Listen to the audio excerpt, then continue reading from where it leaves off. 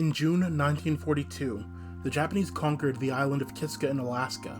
Under the command of Captain Takeji Ono, 500 Marines landed and went straight for the American weather station. 2 naval officers were killed, and 8 were captured and sent to a Japanese POW camp. They were reinforced by 2,000 Japanese soldiers, bringing anti-aircraft units, engineers, and infantry in December. A day later, nearby Attu was conquered by the Japanese.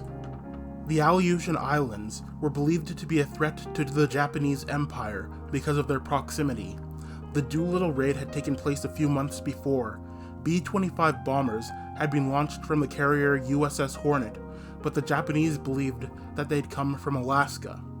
If the Japanese had known how harsh the weather was on these desolate, isolated, frozen, windswept islands, they probably wouldn't have bothered. In 1943, the Americans returned. Operation Landcrab began on May 11th and lasted almost 3 weeks. American forces with Canadian support against Japan. Fierce hand-to-hand combat took place in the Battle of Attu.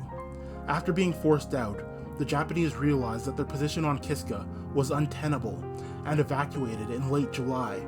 Allied aerial photography analysts noticed that the island's activity had decreased and bomb damage was no longer being repaired. By the end of July, they could no longer detect radio signals on Kiska. Americans and Canadians landed on different sides of the island, prepared to engage the Japanese. They were greeted instead by half a dozen dogs, owned by the aerological detail on Kiska. They refused to believe their intelligence, and spent 8 days searching for the enemy. The island was shrouded in a dense fog, and they fired through it. 24 Allied soldiers were killed in friendly fire, 4 to booby traps left behind by the Japanese, and 71 died when their ship, Abner Reed, struck a mine. 168 casualties were suffered. It was written off as a training exercise.